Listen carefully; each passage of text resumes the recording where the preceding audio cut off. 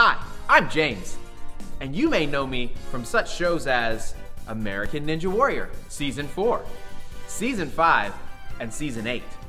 You may also know me from Running with James, and I'm here today to talk to you about something we like to call OCR. Have you ever ran an obstacle course race before? Has this been you? Don't be that guy or gal. Try this. Try training properly. Change your mind, change your life.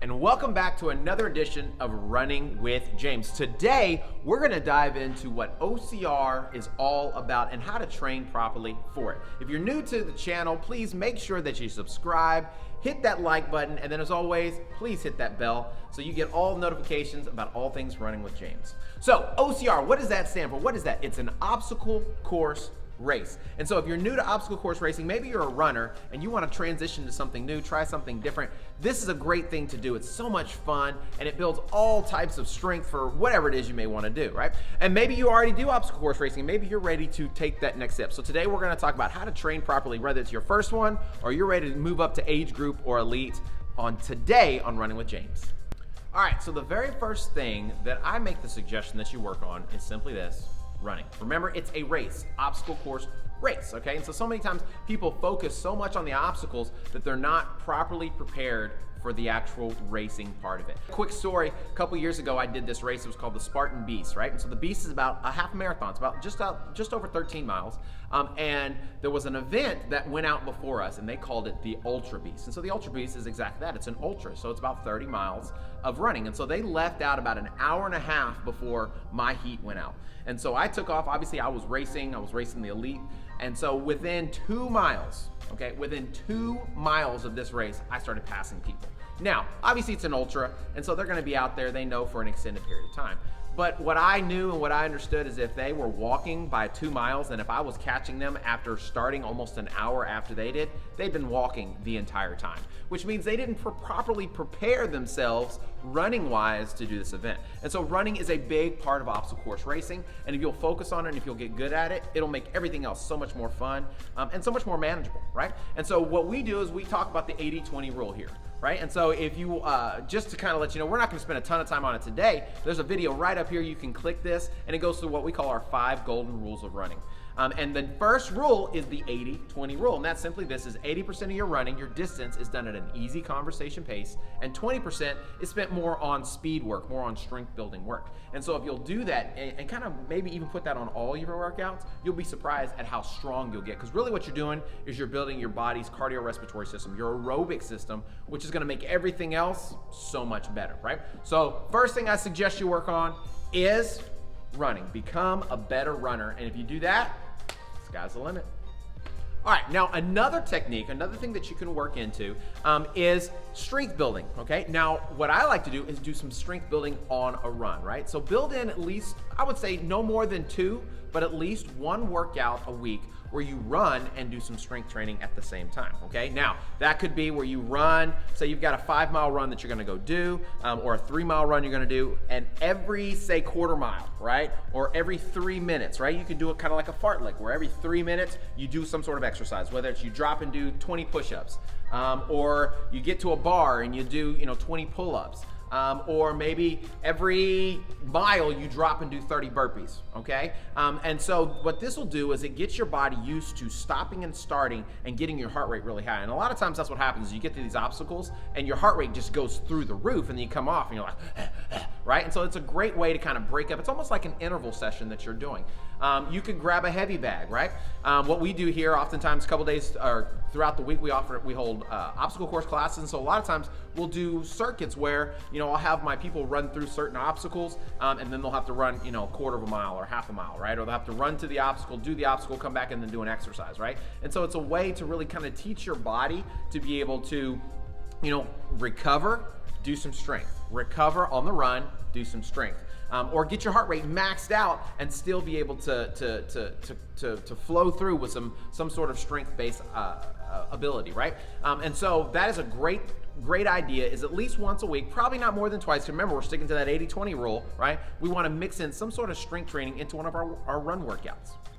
All right, now going back, we're gonna go back to the very first one, and that's the running portion. Now, most of these obstacles are usually out in the wilderness, right? They're held at ranches, or they're held in some kind of, they love to use terrain. A lot of these places, especially Spartan, they love to use terrain as an obstacle, right? So they love to make you climb elevation. They'll have you, we did a race a couple years ago in San Antonio where we literally raced in a creek bed for almost an entire mile, right? Now, it was a fairly dry creek bed, but there was some standing water in there in places, and it was pretty narrow as well, and so it was really hard to pass. So you had to be kind of really adept if you wanted to actually do anything as far as winning or podium, something like that. You had to be adept at running on uneven terrain, on rocky terrain, right? On some fairly technical terrain. And the only way to do that is to practice that, right? So if you're getting ready for a race, and this really would apply to any race that you're doing, is whatever race or whatever the event is, you need to do event-specific training.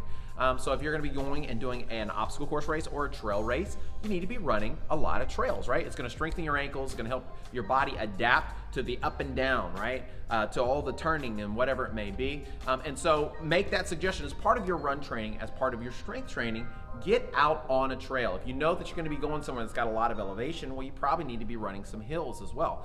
If you're gonna be doing something that maybe it's gonna be rolling hills, right? Or it's gonna be really technical, rocky, or it's gonna be in the woods. Well, try to find something that is gonna kind of simulate that race experience to do the bulk of your training in, to adapt so that your body can properly adapt to it, right? And there's nothing wrong just tossing this out. You know there's gonna be a creek crossing, cross some creeks, right? Get your feet wet.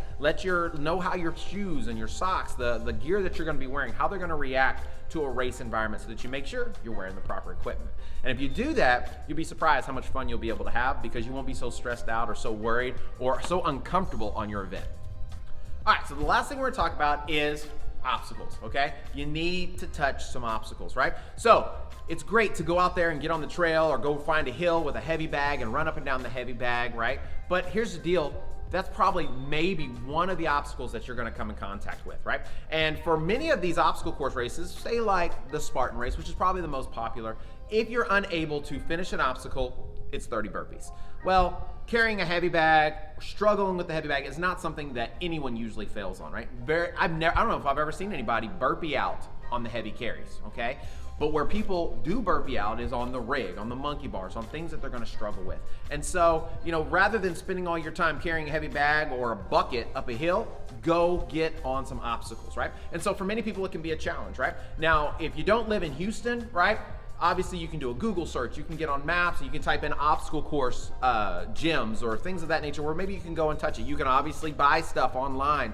There's a place called Race Ready Obstacle Equipment. You can go on Amazon, right? They got Ninja Warrior equipment you can buy. One of our athletes, Joyce, she had her husband, right, put up a mini obstacle course in her garage so she can practice some of the tough grip stuff that she's been struggling with, right?